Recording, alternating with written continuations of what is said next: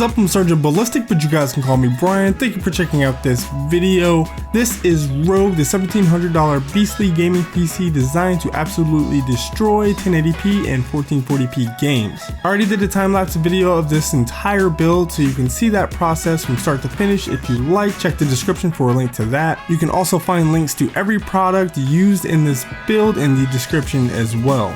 So this build was actually spec'd out by my buddy Eric to not only have the performance to play all of his favorite AAA titles at 1080p on his 144Hz monitor, but to also have a really nice aesthetic with as many black, gray, and red components as possible.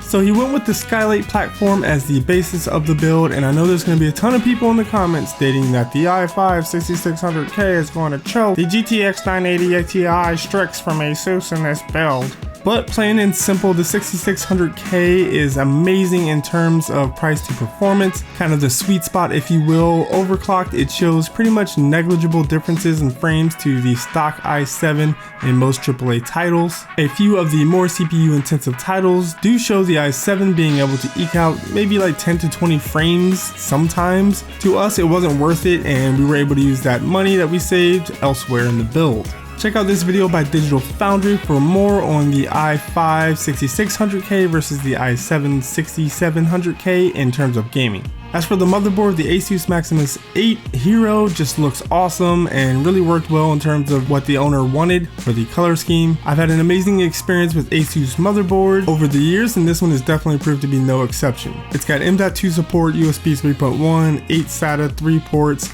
and sports the ever so popular RGB LED feature, which allows you to change between a number of different modes and colors, but really we thought just the solid red looked the best for our build. So the first of quite a few Corsair components in this build is the 16GB of Vengeance Dominator RAM clocked at 3000 MHz, mainly because they just look dope and add a nice little silver accent to the build. For the cooler, he went with the Corsair H110i GT.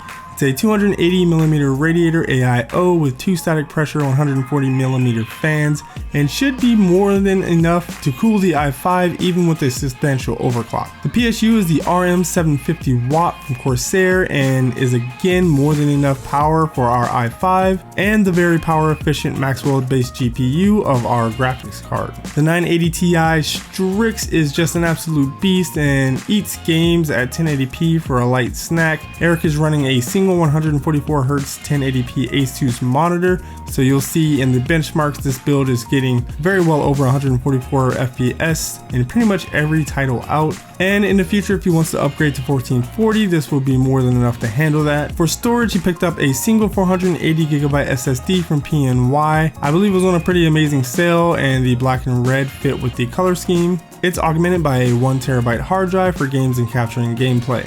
For the case, he stuck with the NZXT H440 from his previous build. This is actually my first time building in this case, and I was fairly impressed. I love the PSU shroud. It makes cable management a breeze, especially with the fully modular PSU in this build. The small touches they added, like being able to light up the NZXT and the extra light on the IO shield, are great, but they do kind of add a little bit of complexity and extra cables when cable managing the system. I really love the Asus motherboard's fan control, so I tend to lean towards that over those integrated into the case, but it's nice to have if you don't have that feature on your motherboard.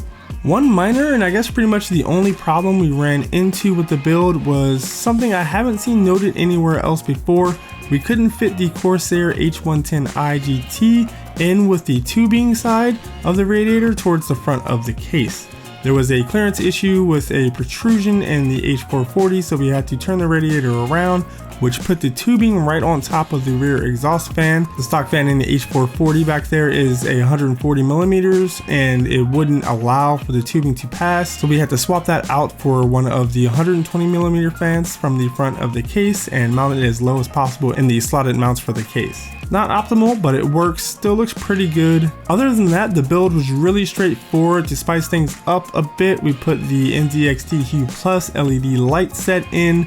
If you guys want to see a full review of that, let me know. but it definitely can add to any build with a nice windowed side panel. So now for the benchmarks. As usual, these are at stock speeds for this GPU and the turbo enabled for the CPU, but no overclock. And really there's no surprises here. Great scores in all of the synthetic benchmarks, and pretty much every game tested averaged over 144 FPS, which is great. So if the i5 is actually bottlenecking the 980 Ti, it's certainly not really a problem for 1080p gaming at the moment. Of course, new games will come out and they will be more graphically intensive, but I'd say even at 1440, it wouldn't be all that much of a problem. If you guys have any things you'd like to be shown or tested, like video rendering speeds, temperatures, specific games or benchmarks, or anything else, please let me know. I do these videos to give you guys an idea of what you might want or not want to put in your own build and just for inspirational purposes. But Eric is extremely happy with this build for his needs. He's able to play everything maxed out and get the best out of his 144 Hz monitor while recording footage and even streaming to YouTube or Twitch sometimes. The build looks awesome, and one of the few improvements I'd say would be the addition of some sleeve cables. I really liked those from InSourced Customs. I have a link to that in the description below. But let me know what you guys think in the comments. What would you change about this build, and what did you guys like? What are you thinking about doing for your next build? Are you going to do Skylake? Are you sticking with Haswell, or are you waiting for Broadwell E perhaps? What other type of systems and price points do you want to see on the channel? I've got a couple all AMD builds coming up, so go rogue on that like button if you enjoyed this video. Share it with your friends who's thinking about building a PC. Subscribe for more PC builds and tech reviews. Check out the description for links to my social media pages and my Amazon affiliate link. Thank you guys for watching. I'll see you in the next video. Peace out.